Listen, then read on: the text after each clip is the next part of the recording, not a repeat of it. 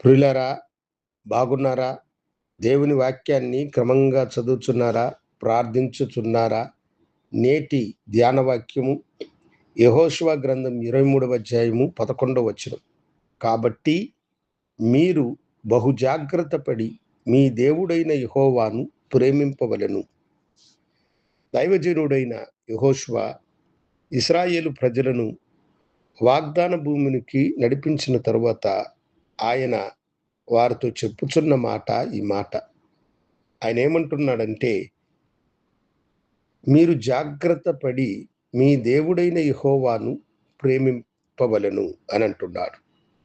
జాగ్రత్తగా దేవుణ్ణి ప్రేమించాలని ఆయన ఎందుకు అంటున్నాడు? చాలాసార్లు మనుషులు ప్రభువా మేము నిన్ను ప్రేమించుచున్నాము అని అంటారే కానీ తమ పూర్ణ మనస్సుతో పూర్ణ హృదయముతో దేవుణ్ణి ప్రేమించువారుగా ఉండరు.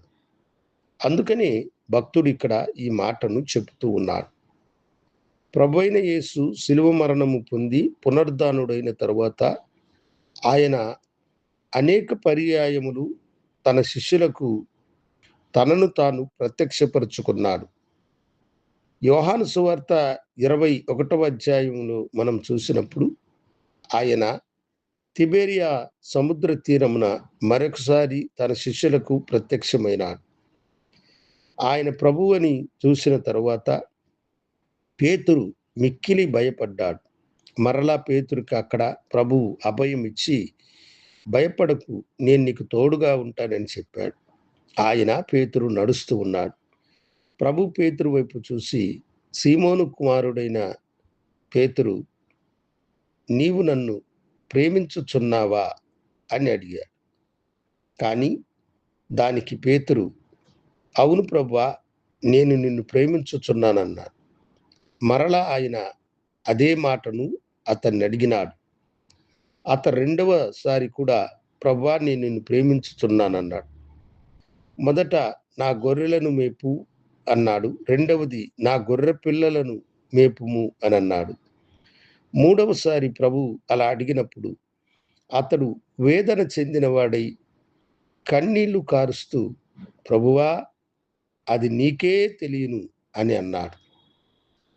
ప్రభు అప్పుడు పేతురుతో, నీవిప్పుడు యవ్వనమై ఉన్నావు గనుక నీ ఇష్టానుసారమైన స్థలమునకు నీ వెళ్ళుచున్నావు. కానీ ఒకరోజు వస్తుంది, నీకిష్టం లేని స్థలమునకు వారు నిన్ను మోసుకొని పోతారు అని అన్నారు. అవును దేవుని బిడ్డ, దేవుణ్ణి ప్రేమించే మనము జాగ్రత్త కలిగిన వారమై స్వచ్ఛమైన ప్రేమతో మనము ఆయనను వెంబడించాలి. ప్రభుని మనం ప్రేమించే వారముగా ఉన్నప్పుడు మన సమస్తము ఆయనదేనని గ్రహించిన వారమై, మన మీద మనకే అధికారం లేదని ఆయన అధికారమునకు లోబడి ఆయన చెప్పిన పనిని చేయువారమై ఆయనను గణపరచువారమై ఉండాలి. అబ్రహాము తన కుమారుని మీద ఎక్కువ ప్రేమ కలిగి ఉన్నాడు గనుక దేవుడు అతనికి తన కుమారుడైన ఇస్సాకును తీసుకుని దహన బలిగా ఇవ్వమని చెప్పినప్పుడు దైవజనుడు ఏమాత్రము సంకోచించకుండా బలి ఇవ్వడానికి తన కుమారునితో కూడా మొరియా పర్వతమునకు కదిలి వెళ్ళినాడు. కనుక నీవు ఈ లోకములో ప్రేమించేది ఏదైనా సరే, ధనము, నీ కుటుంబము, నీ పిల్లలు దేవుని కంటే వారు గొప్పవారు కాదని, దేవుని ప్రేమ కంటే వారి మీద ఉన్న ప్రేమ గొప్పది కాదని మీరు గ్రహించిన వారై దేవుని మహిమార్థమై మీరు నమ్మకము కలిగి జీవించవలసిందిగా ప్రభు పేరట మీకు తెలియచేస్తూ ఉన్నాను. ఎందుకంటే ఆయన మనలను ప్రేమించి తన ప్రాణమునే మన కొరకు పెట్టిన దేవుడు గనుక మనం ఆయనకి ఏమి ఇవ్వగలుగుతాం? స్వచ్ఛమైన ప్రేమతో ప్రభుని వెంబడించుదాం.